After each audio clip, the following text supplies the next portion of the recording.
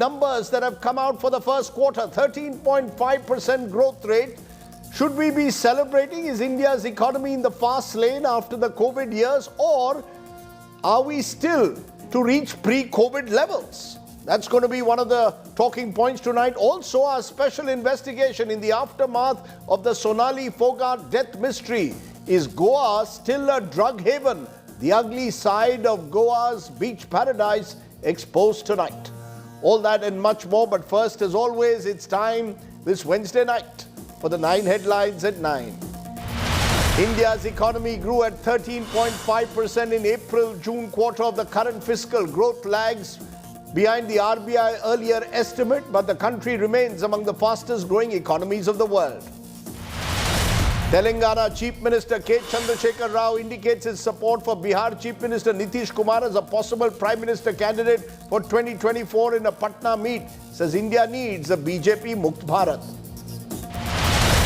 Aam Aadmi Party demands a CBI probe against alleged Operation Lotus by the BJP. Stages a protest outside the agency office.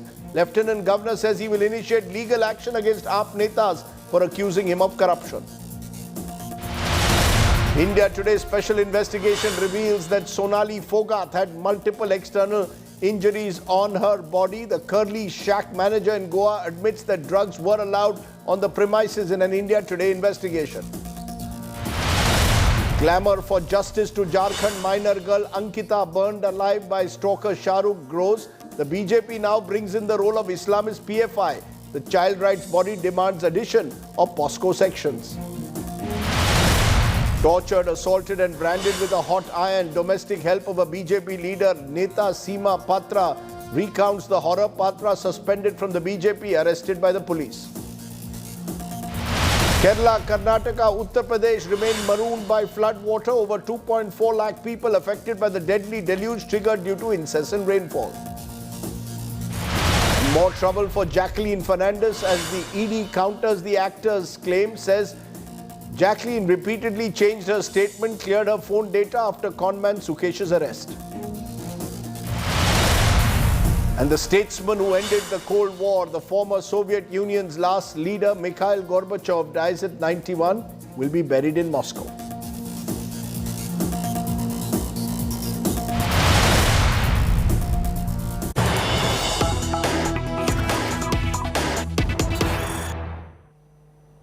But our big story is coming from India's growth numbers, the GDP numbers that have come in this evening, with the quarter one numbers being pegged at 13.5%. Now this lags behind the RBI's earlier 16.2% quarter one estimate, but is still well above most countries recovering from COVID. Private consumption has grown by 26%, which is the good news, but manufacturing has not. GDP is, remember, above the pre-pandemic levels by about 4%, say analysts. So there is good and some not so good news, because overall over the last 3 years, we're up by about 3.3%. Is that to be calculated as a time to cheer? Or should we be still worried that we still are struggling to get back into really top gear? So cheer or worry? Is the Indian economy in fast lane? Also, the concerns over inflation remain. How will inflation play out? That's what I want to discuss right at the very top tonight. I'm joined by S.C. Garg, former finance secretary and someone who's been a critic in recent times of this government. Siddharth Sanyal is chief economist and head research Bandhan Bank, and he has a more positive look, we are told, on those numbers. And also joining us is Siddharth Zarabi, managing editor of Business Today TV. He will be joining me also in a moment. Thank you all very much for joining us. Let's get views to those big numbers that are coming in. Siddharth Sanyal, you first.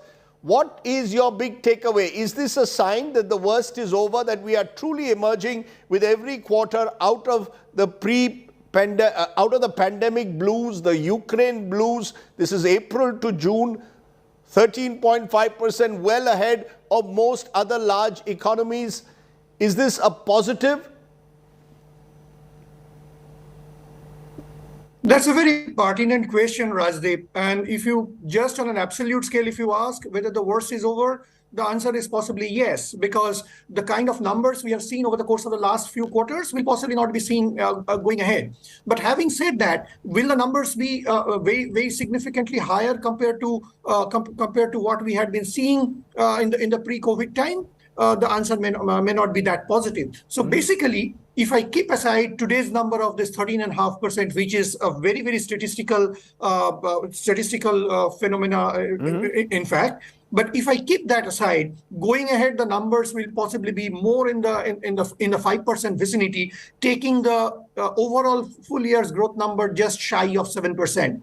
So this particular year, overall number you might get to see somewhere in the high 6%, close to 7%. But the reality is that the next few quarters will be more in the 5% vicinity than anything else. Now, there are a few factors that one must keep in mind, that while our today's number is significantly higher than most large economies today, one very important factor is that India faced the second wave of COVID absolutely in this particular quarter of the previous year. Right. So basically, India's dent in GDP growth for that particular quarter was contained in that particular quarter, and that's why the statistical effect is so much more positive, which will not be there with us going ahead in the next. So what you're saying is April to June quarter of 22-23 in a way benefits from the fact that in 21-22 this was the quarter where we had the second wave of COVID. So we moved from a low base, which might explain the double-digit growth in this quarter.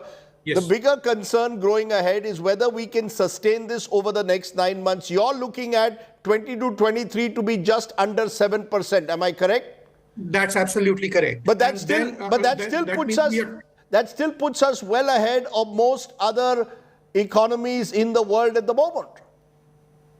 It's a question of whether a glass half full or half empty. Now, even though this is one particular year with close to 7% growth number, the very important factor is the next 3 or 4 quarters will be 4.5 to 5.5% kind of vicinity, rather than any other number. So looking ahead, we must take that into account as well.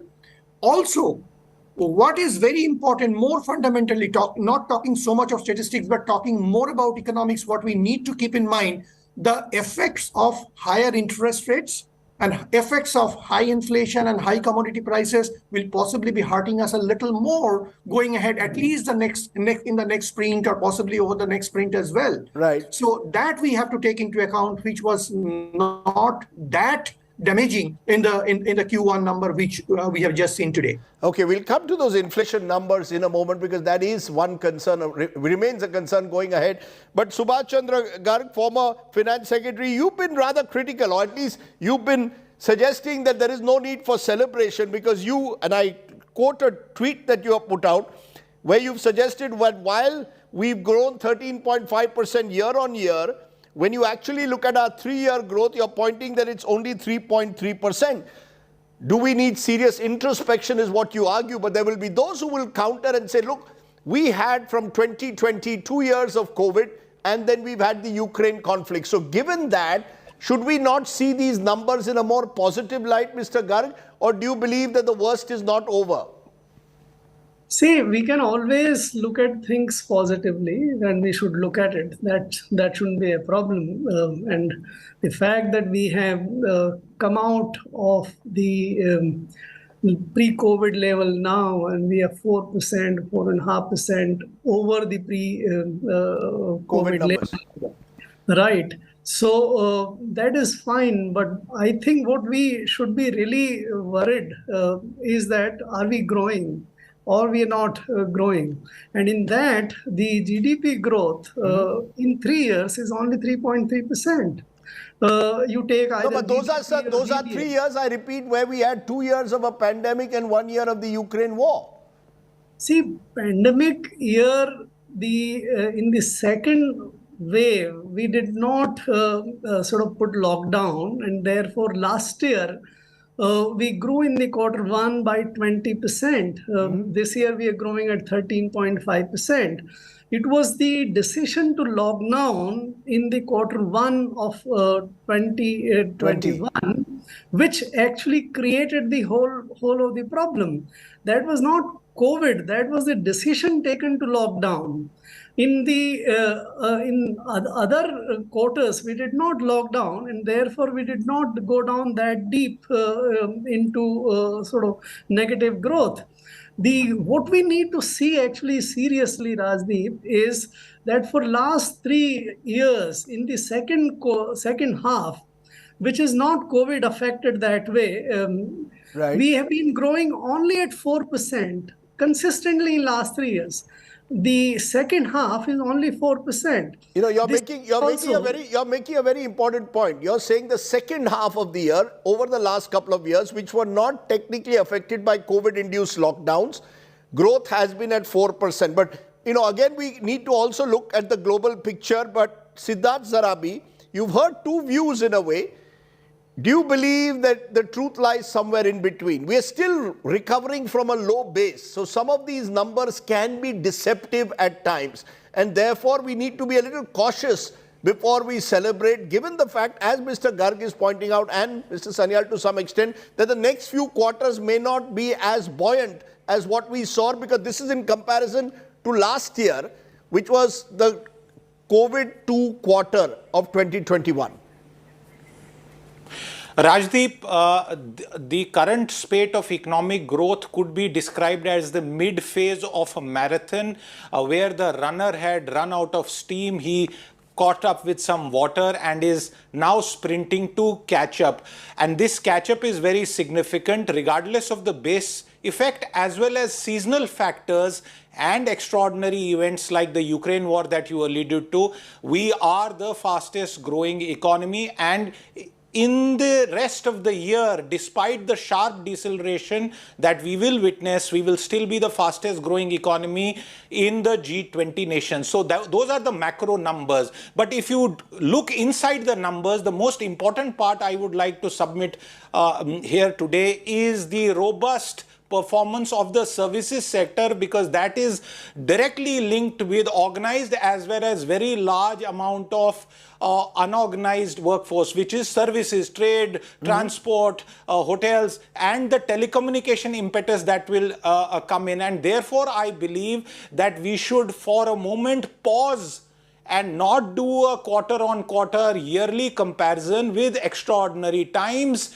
We are now in a spate where if the government continues to spend and if private sector investment, which is the other big rosy bit of data in these numbers that I have noticed, if that continues, we are looking at a much better performance in the second half of the year and lower inflation, which is the best headline that we could talk about at this point of time. And manufacturing, Siddharth, which remains tepid at the moment. The expectation is that over time that will also pick up. There was a lot of unmet demand that was met post the lockdown. It was but natural that such levels of demand could not have been sustained. And if I may add, in the current monsoon season, we have not seen equal regular rainfall. That has had its own impacts. We will see some impact on the rice paddy output this year. That is affecting consumer demand, and consumer demand is directly linked to manufacturing. Yet we can see in terms of new order activity, there has not been a major decline. And the government press release makes this very important point that you will see some revisions. They could be downwards or upwards. I argue that in certain sectors there will be upward revisions when these numbers are restated down the line in a few months from now.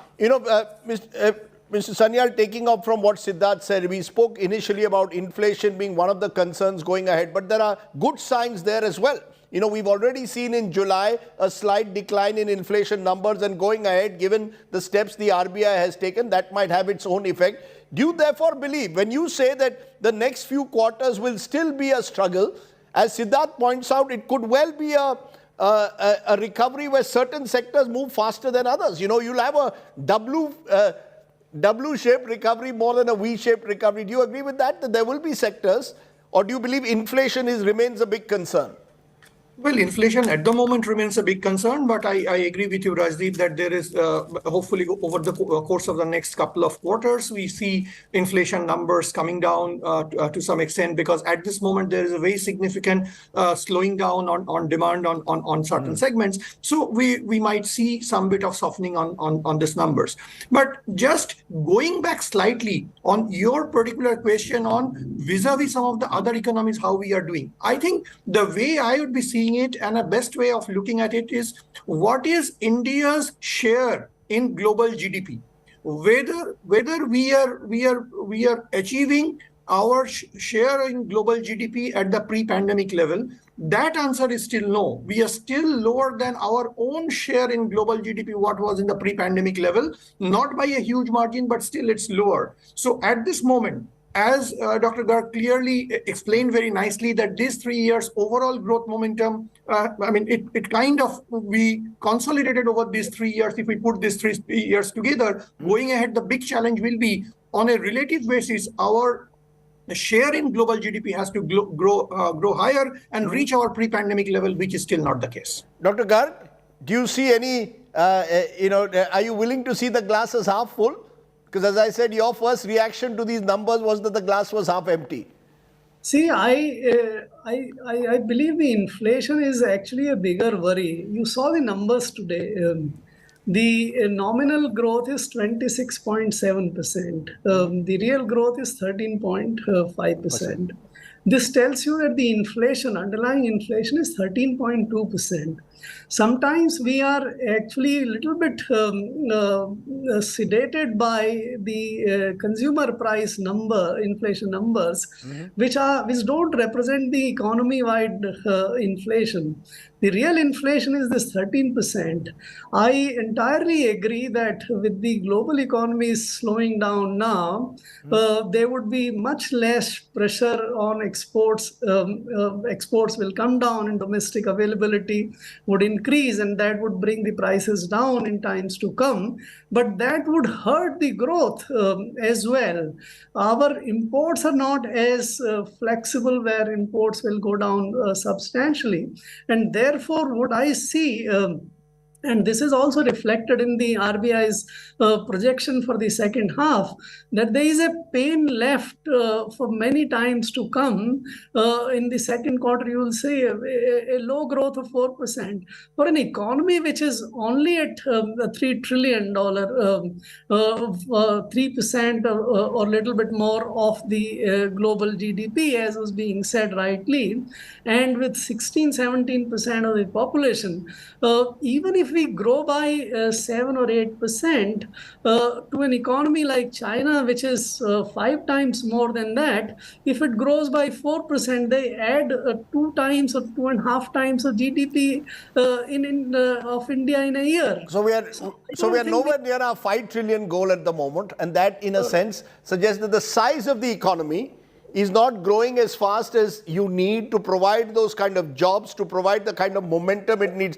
Siddharth Zarabi, is there a sense, you're talking to Finance Ministry officials, are they disappointed with these numbers? Are they, in a sense, is there cautious optimism? What is the mood in the Finance Ministry with these numbers?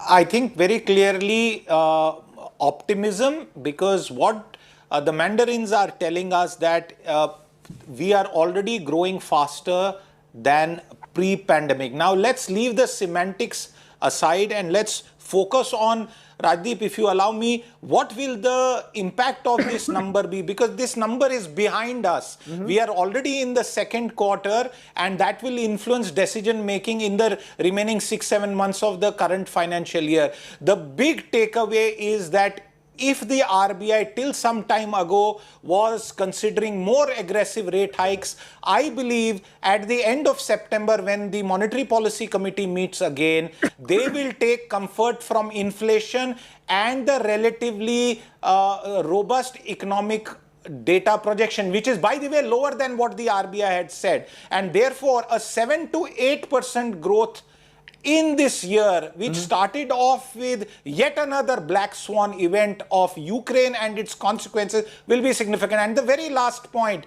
to the inflation rosy scenario, which I myself am talking about, I would give the flip side of the argument that the government has kept petrol and diesel prices administered and they have not moved for many months now. If that were to be passed on, then we will see the inflation dynamic changing, but I suspect that will not happen. So I would say it is better news than what we were expecting a year back. Let's leave it there, because when it comes to the economy, we can always look at the glass as half full or half empty, and we can cherry pick the numbers that suit our narrative in a way. So before we either celebrate or indeed lament, I think the truth as always lies somewhere in between. Thank you all very much for joining us and giving us a perspective of what these numbers really mean. Cautious optimism perhaps is the best way to describe the mood at the moment. Let's turn from there to our special focus tonight. Now, the murder or the death of Sonali Phogat, the Instagram star BJP leader from Haryana, in a shack in Goa's Anjuna beach in Curlies, has set up a controversy. It's once again got Goa in the headlines for the wrong reasons. Curlies is a shack in Anjuna, a beach where thousands of people gather, where parties are held on the beach. Now, Sonali also partied the night before she died at Curlies. This is where she was allegedly given a drug overdose by her PA. The shack owner, who has been arrested, has admitted that he allowed drugs at his joint. But it's been an open secret in Goa that drugs are available, consumed at Curlies. Why are these brazen violations taking place? In tonight's special investigation, we rip apart Goa's unholy nexus of the drug trade. Take a look.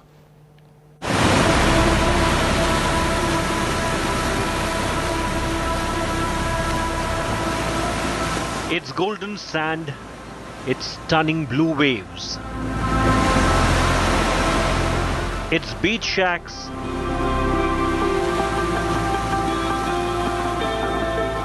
little churches, and classic casas.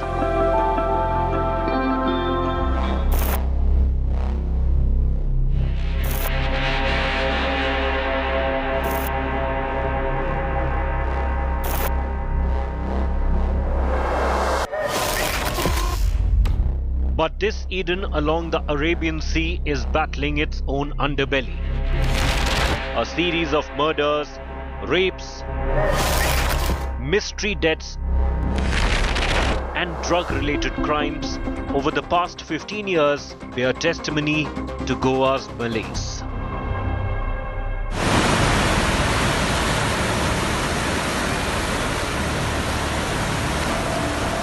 The seafront restaurant is no stranger to controversy. Police suspect her assistant drugged Sonali Phogat at Curlies on the Anjuna beach. The same restaurant hit the headlines 14 years ago. Back then, the mother of British teenager Scarlett Keeling alleged her daughter had visited Curlies just before coming to the spot, where she was sexually assaulted and left to die.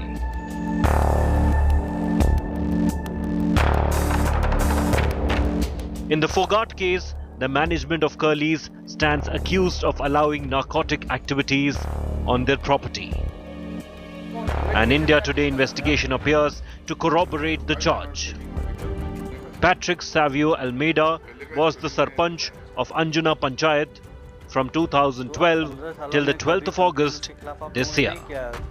Almeida insisted he received numerous complaints about drug use at बहुत complain मिला मुझे Curlies के लिए किस तरह की ये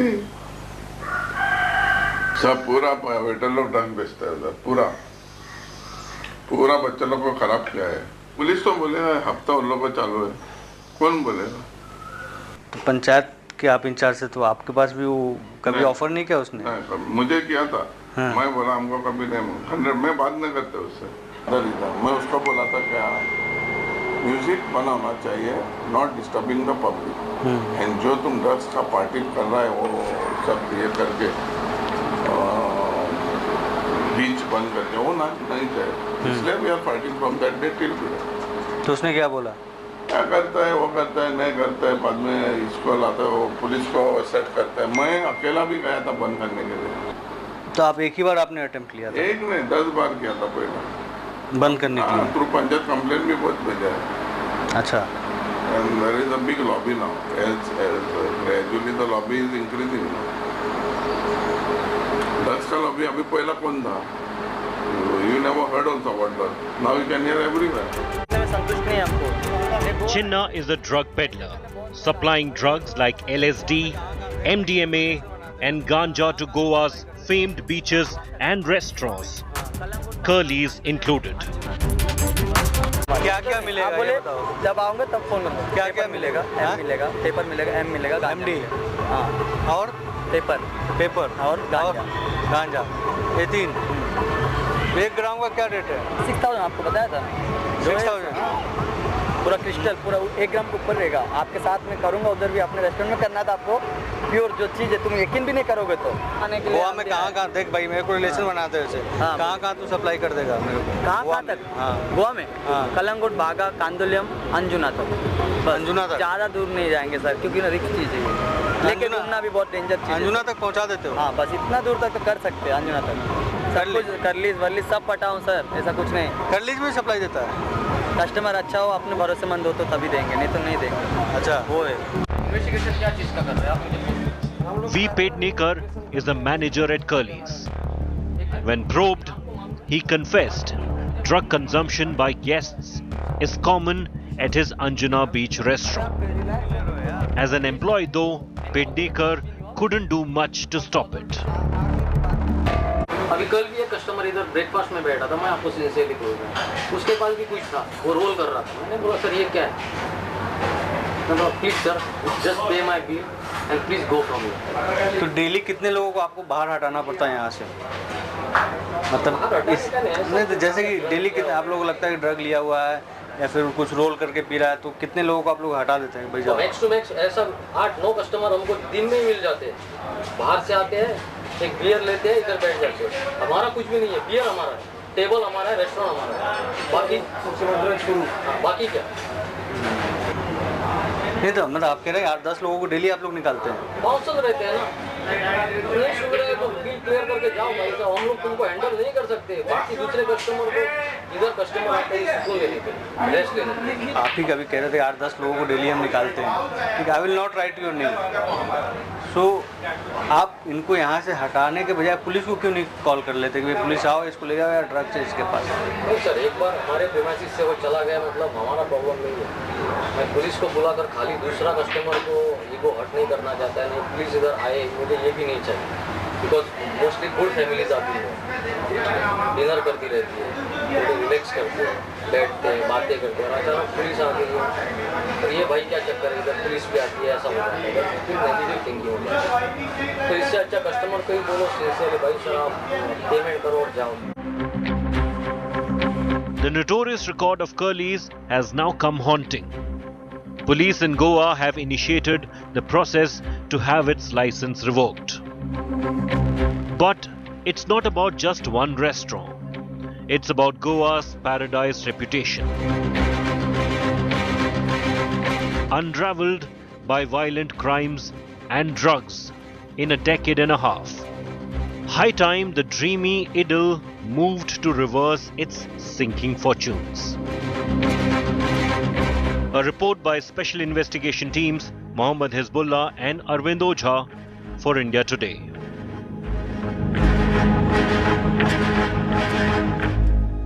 So is Goa really a drugs haven as is being suggested by some? Does the Goa government remain lax in this fight against drugs? What is hurting the fight against drugs? Why is it that drugs are so freely available even now in parts of Goa? B.V. Kumar is former NCB chief, joins me. Derek Almeida, senior journalist based in Goa, joins me. Rui Ferreira, advocate and social activist based in Panjim, joins me. And Viresh Borkar is an MLA from St. Andre and the president of the Revolutionary Goans Party that is claiming to stand for the rights of the people of Goa. I want to come to you, Rui Ferreira, first, because you've been fighting this menace of drugs in Goa for a long time. Do you believe that Sonali Phogat's case is a one-off? Or do you believe even today there are shacks along the beach which are freely dealing in drugs with drug peddlers freely roaming around? Mr. Ferreira? Can't hear you clearly. Can you hear me? Yeah, I can hear you clearly. My question to you, do you believe this Sonali Phogat case is a one-off? Or do you believe that drugs are still freely being made available and the possibility therefore of drug overdoses or drinks being mixed in these parts of Anjuna are still happening? Goa has been an endemic in drugs. This is because you are catching the tail end of the drug scenario. What about the drug lords? The drug lords are behind the screen. You are going after small fish, the peddlers, the tiny fish, which you feel under your feet to get a nice massage. But the main sharks who are in political robes, who are in league with the police, they are involved and they are the people shielding the drug racket. So are these drug lords based in Goa or are they outside Goa and dealing with the local sarpanches and the local politicians? This drug racket began in 1975. It's almost 47 years when the hippie culture came to Goa. So 47 years, it has grown tremendously because where there is demand, there is supply. But who are the drug lords, Rui? Who are the drug lords, Rui? Are they politicians? Are they local sarpanches? Are they people who've come from outside Goa? Who do you believe are running the drug business? Who is running the drug business? I can't hear you clearly. Okay, I'll try and get back to you, Rui Ferreira, about that. But B.V. Kumar, as a former NCB chief, when I look at these drug seizure numbers, Goa doesn't, interestingly, rank among the top. Punjab, Maharashtra, Uttar Pradesh, much higher in numbers, narco crimes, drug seizures. However, what we see in Goa, very low conviction, even in the cases where people are actually charged with drug crimes, conviction rate is very low, just about 2-3%. So I just wonder whether the problem lies in actually cracking down and ensuring conviction of those involved. Even in Curly's, the owner has been arrested in the past and yet his restaurant license is never cancelled.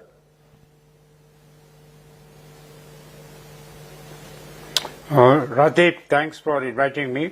If you give me a minute, I'll give historically what I've seen myself, what is happening in Goa. 1976, I visited Goa in my official capacity as Commissioner of Customs, Bombay, and I found to my shock that Anjuna beach, which was very sparsely populated at that point of time, was being used for sunbathing by the foreign tourists, totally naked, lying on the beaches. There were a number of shacks where, when I walked along the beach, I found they are freely selling hashish and ganja at that point of time. Synthetic drugs did not enter Goa at that point of time because even in India it was not available. Then subsequently in 1983, when Chogam was held, the Commonwealth Heads of Government meeting, then chartered planes started coming and then hordes of tourists were coming. Even earlier there was a hippie trail, if you recall. Summer they used to spend in Nepal and winter they used to come and freely, basically to enjoy the drugs that was freely available. Now, so that is 70s, 80s, sir, with due regard, we are in 20, sir, Mr. Kumar, we are in 2022. Let's not go into the past. I'll come to the, I'll come to the present situation. All the time we have been thinking that probably Goa was a distribution center where they catered to the tourists, both the Russians, the Israelis who have now declined, and the Nigerians who are in a big way operating a number of drug distribution channels. But things have changed. Now, foreign travel chartered flights are regularly coming, and except for the pandemic period, they used to bring 1,000 tourists during the season, starting from October to April. Now, a part of the trip, they used to come basically to Bombay, but the trip to Goa was sponsored by the drug mafias. And so they used to get a free stay plus free this thing, and they were taking drugs out of Goa. At one time we thought Goa was only a consuming center. Now Goa has become a transit and exporting country as far as export of drugs are concerned. They export MDMA, they export cocaine, and to other destinations. This is the change that has happened on our things. You can't say that Goa police have been keeping quiet. For example, in 2007 they seized 70 kgs of various types of narcotic drugs. In 78 they seized about 92 kgs of narcotic drugs. In 2022, in the first half itself, they seized drugs worth 2 crores. 54 persons, including 11 foreigners, have been arrested. Yes. Most of the persons arrested are non-Goans. In the last 6 months, ganja, hashish, LSD, MDMA, cocaine, heroin were seized. But under the NDPS Act, the convictions are only 3.4%. In Goa itself, the convictions are just 3.4% in the last 5 years. And many of these peddlers are coming back. Yeah. Yeah, you're right, because earlier Goa did not have a testing center. I think now it has been set up. So they used to send to the forensic laboratory, Central Forensic Laboratory at Hyderabad. So there was a delay in getting the reports. And now in Goa itself, they have the facility of testing the drugs. Right. So conviction rate will be faster. That's what I hope. Okay, you hope. And That's what you hope. What is important is Yes. the political will to stop. You're saying the political will should be there to stop the drug trafficking. There should be a balance between the requirement for tourists and for promoting the tourist industry as against suppression of drug trafficking. Let me take that is important. Then let me take that to Viresh Borkar, because you are an MLA from St. Andre. You say that revolutionary Goans stand Goa for Goans. Why is the drug trade not being cleaned up? Many of the sarpanches, Viresh, are reportedly hand in glove with the drug peddlers and the restaurateurs, because there is this dark underbelly that exists and it continues to flourish. Why have you not cracked down? Thank you, Rajdeep, for inviting me. But we have seen a lot of drug peddlers in Goa, and it's been a growing concern. And right now, we have actually come up many cases. But whenever the case comes, that time only people come to know that this drugs has been going on, drugs issues. But drugs issues for last 45 years.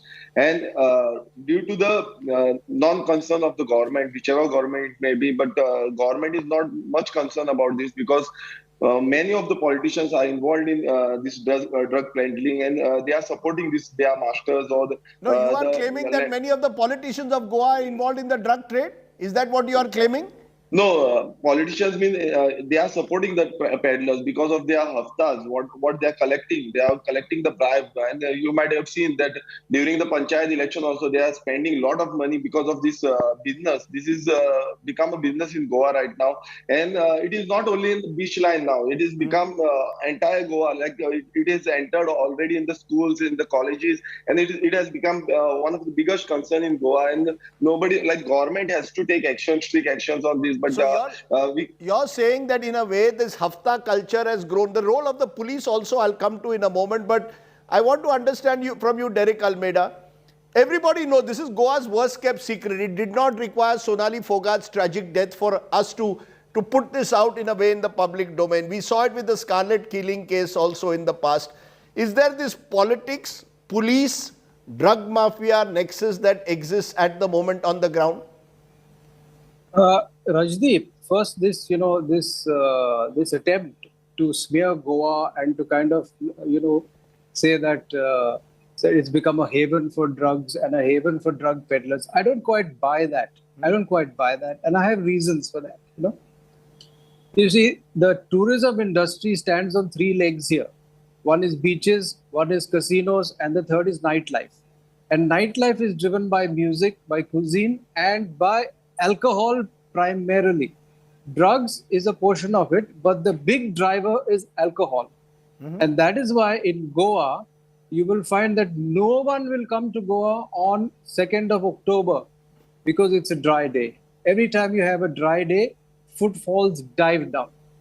Now, the other thing, if you look at the seizures all over India and compare it with Goa, You see, like No, it's a very small proportion. It's a very small proportion. I agree. It's not just a small proportion. If you look at it as per capita seizure, you see, Goa is very, very low. It's very, very low. Okay.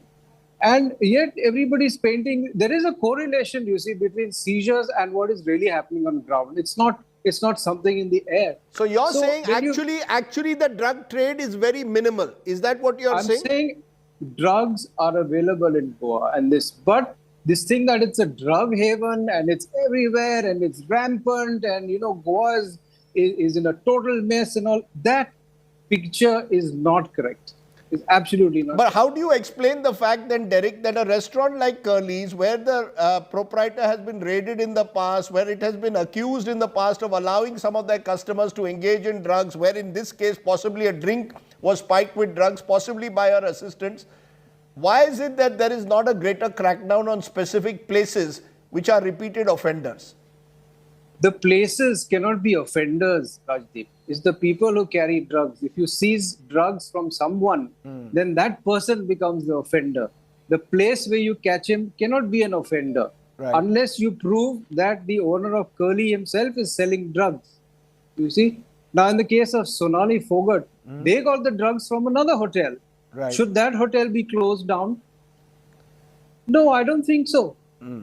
You have to catch the people who are selling drugs, and they have infiltrated. Yes, there is a correlation and a relation between the nightlife. We have a very robust and a very vibrant nightlife in Goa, okay? And drugs is a part of it. Do we need greater policing though of that nightlife, or do you believe that the nightlife is being sufficiently policed? We need to have a balance between policing and tourism, okay? We need to have that balancing. But there is a problem. There is another problem, and that is with that conviction rate that you were talking about. And that problem has something to do with Section 50 of the NDPS Act. That is where most of the cases are collapsing. 50 of the NDPS Act makes it very clear that the raiding party has to apprise the accused of his right to be searched by a gazetted officer. Very often this is not done, or this is ignored, or the rights are not appraised, and the cases collapse. And I've seen, because I do the court reports, that in most cases, Section 50 is the problem. You're making very important... So you need to tighten this. Yes. You're making very important points, Derek, because, as a Goan also, we don't want Goa to be branded as it was even after the Scarlet killing case. And that, Rui Ferreira, is perhaps also another side of the story. That, Sonali Fogart happens, it acquires the national headlines. Suddenly we come and say Goa is a drug haven. But when I look at the numbers, Punjab, Himachal Pradesh, Uttar Pradesh, Maharashtra are way ahead in terms of even per capita drug consumption as well as cases that have been filed. So, Rui Ferreira, are we exaggerating the problem on the ground? Do you believe the problem is really as deep as is being suggested by some of the others?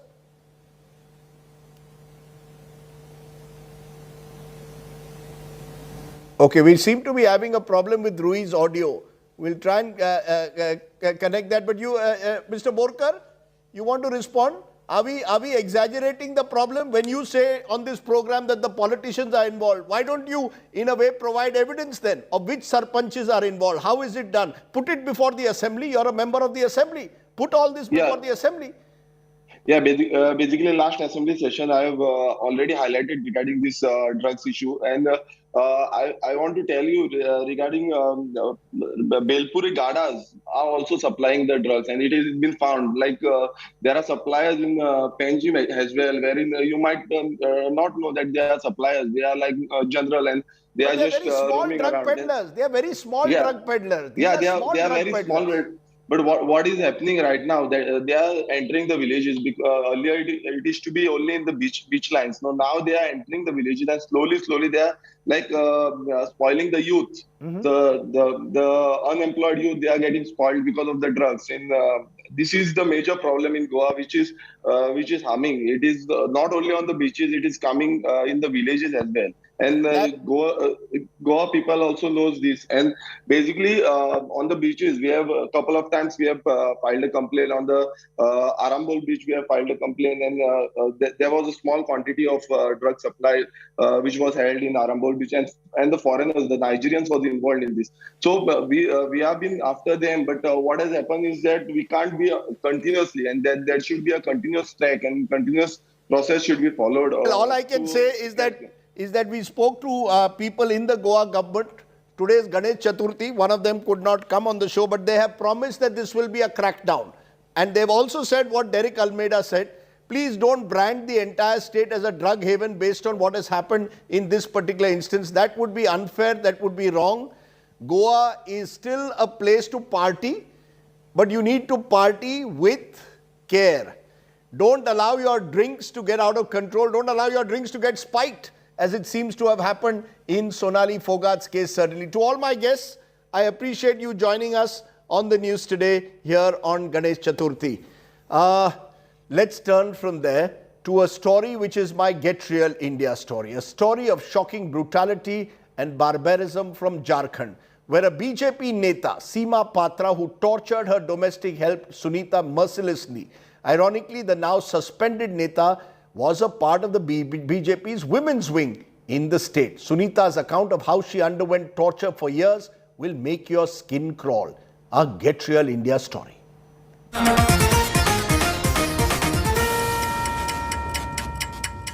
Every once in a while, there will be a story that will make you question your belief in humanity. This is one. No matter how much one tries, one cannot look away. These visuals not just horrify, these visuals shame humanity. A house help tortured beyond belief, held hostage for years, starved. The Jharkhand police have rescued a 29-year-old tribal woman, Sunita, from Ranchi in this condition. Allegedly tortured for years in captivity by a Bharatiya Janata Party leader, now suspended, BJP's State National Executive member Seema Patra. Videos show the woman emaciated and lying on a bed, recounting details of her treatment. She said Seema Patra locked her in a room for days without food or water, assaulted her regularly, burnt her with hot utensils at various places on her body. Due to continuous thrashing, her health deteriorated. She used to drag herself on the floor as she was unable to walk. She said she was made to lick her urine from the floor and her front teeth were smashed by an iron rod. Inhuman torture by this woman, Seema Patra, herself a BJP leader and wife of former bureaucrat. In midst of building outrage as details emerged of the brutality the victim endured, Seema Patra has been arrested by the cops and suspended from the Bharatiya Janata Party.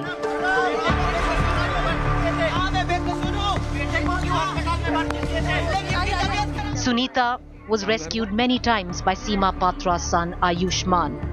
It was Ayushman and another person known to the family who tipped off the police. But even the cops were ill-prepared to face this bestiality. Images that will forever burn a hole in India's conscience and serve as a forever dichotomy, where at one end we celebrate India's first woman tribal president, and on the other, a tribal woman is subjected to unspeakable horror. Bureau Report, India Today. Wake up India to the reality of stories like this. That's why we call that the Get Real India segment. Not quite Nari Shakti, not quite the kind of treatment we want for Adivasis in this country, even though we have a woman president who's a tribal.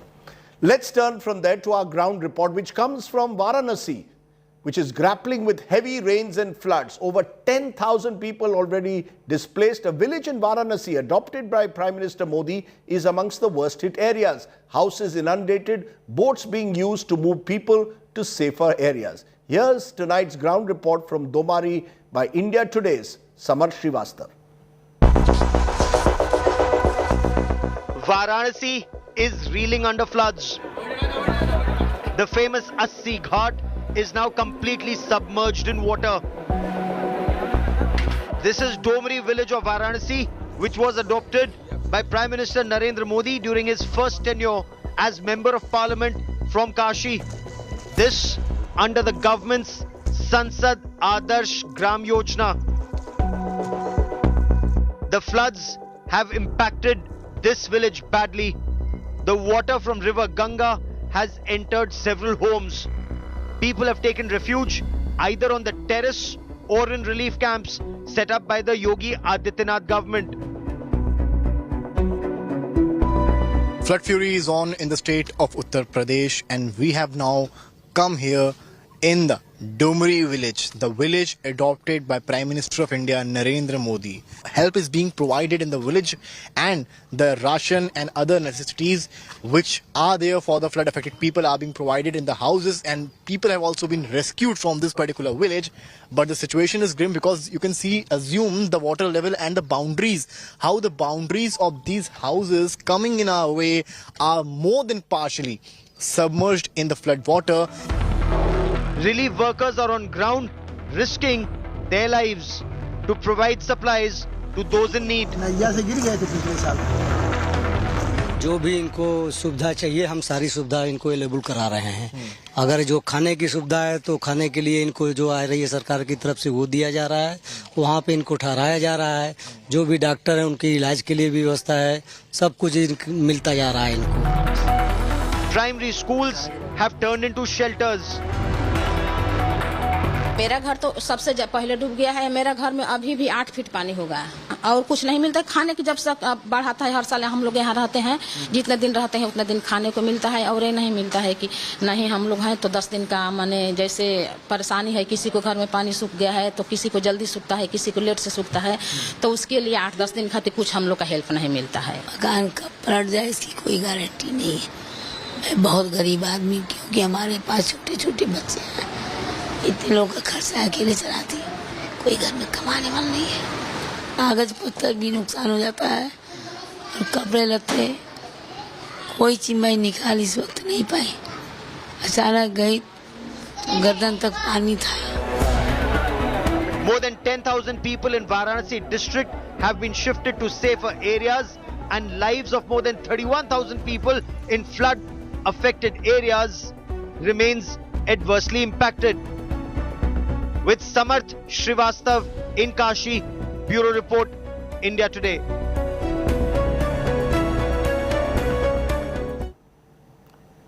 Not quite the festive season there in Varanasi. Time for a break. On the other side, our good news today story. It comes from the Bandhavgarh National Park in Madhya Pradesh. Also, my image of the day. That's coming up on the news today. News without the noise.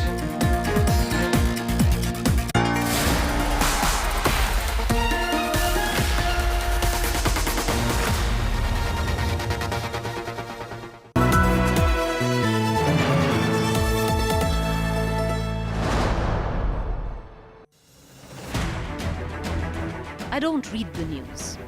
I read between the lines to tell you the true version of events. The true story of our times. To document grief, the toughest assignment for any journalist to be. From those who matter. Women politicians going to stick up for each other. Of those who should matter.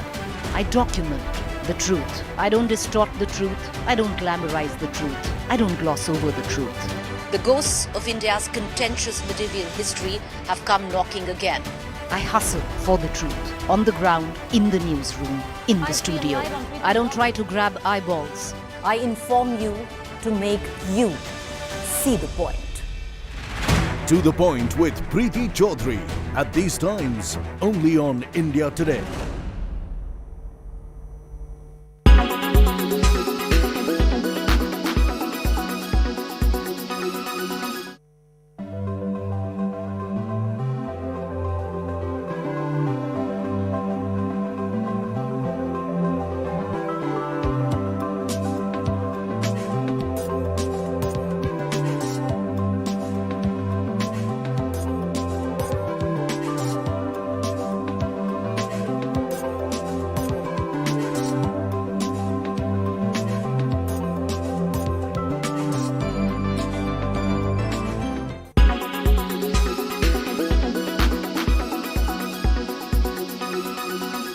Make your media plan smarter with India Today Live TV on your connected devices.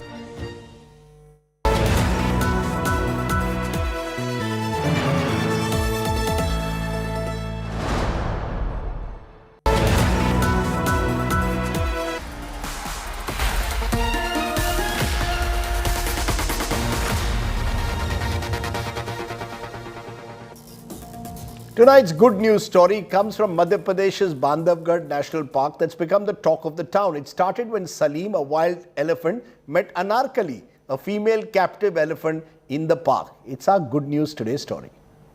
आजकल तेरे मेरे प्यार के चर्चे हर ज़बान पर सबको मालूम है और सबको खबर हो गई. The love story of Anarkali and Salim is now the talk of the town.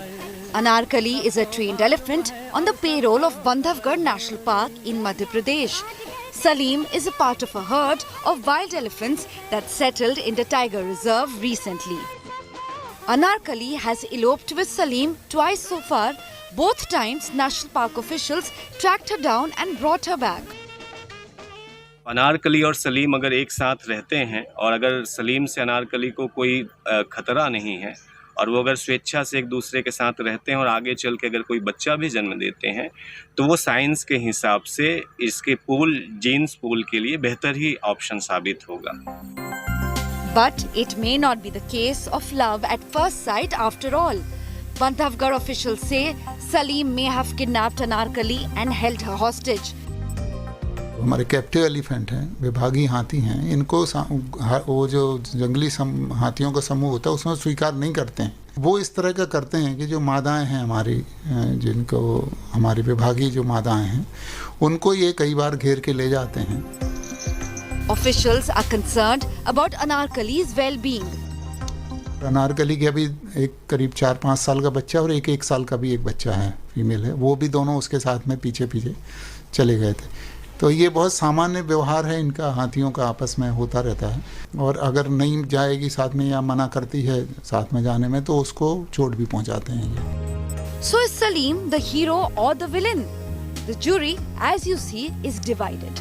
Bureau Report, India Today. Nice story. And speaking of the elephant, it is Ganesh Chaturthi. So let me wish all of you a happy Ganesh Chaturthi. Ganpati Bappa Moria. You can see there the Minister for Parliamentary Affairs, Prahlad Joshi in Hubli. You can see Lal Bagh Sa Raja in Mumbai, in Bengaluru, celebrations at people's homes, and of course in Pune, a city with magnificent Ganesh traditions. All across the country, today is a day to say Ganpati Bappa Moria. On that note, if you have any modaks at home, please do send them to me in the studio. For now, stay well, stay safe. Good night. Shubhratri. Ganpati Bappa Moria. Stay well.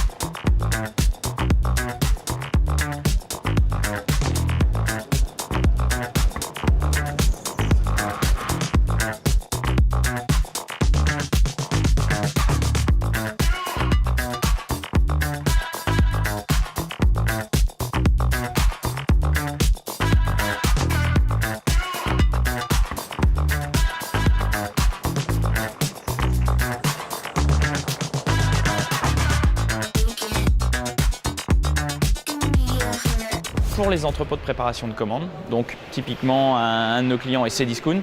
Si vous passez une commande chez Cdiscount, avant c'est des gens qui dans un entrepôt essayaient de retrouver le téléphone et la coque de téléphone que vous aviez commandé, qui pouvaient faire jusqu'à 15 km par jour dans des entrepôts immenses.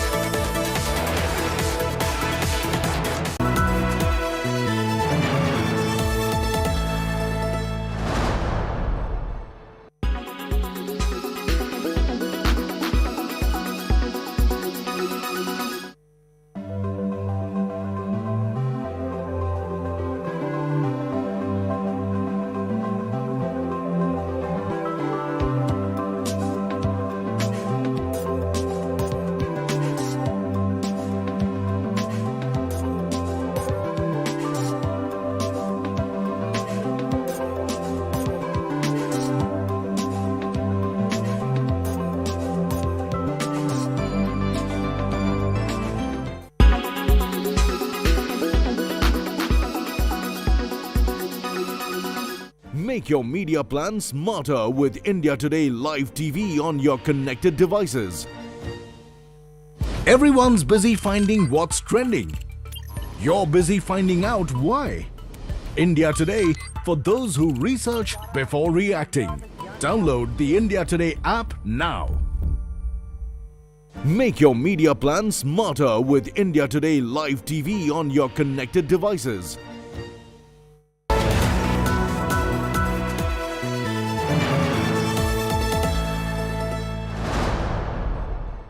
Exclusive satellite imagery from eastern Ladakh. The Chinese are fast developing infrastructure from an all-weather 30-meter road to a bridge on the Pangong Tso to a military village and towers to snoop across the LAC. Join me, Gaurav Sawant, as I get you the latest on Dragon's disengagement deceit on India First at 10 p.m. tonight, only on India Today.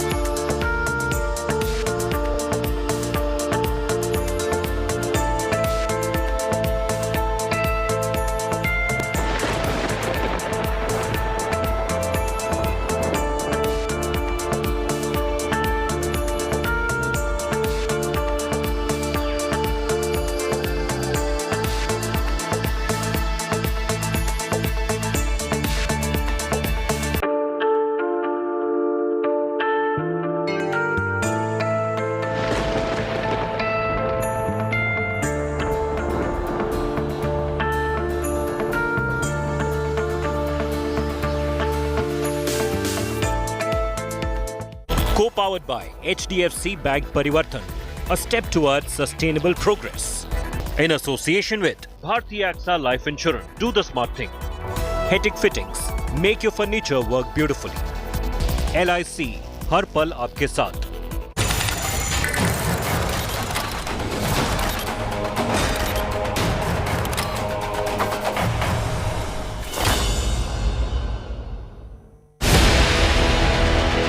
An all-weather Chinese bridge on the Pangong Tso. A 30-meter wide national highway in the middle of nowhere. A military village being set up close to the line of actual control in Ladakh.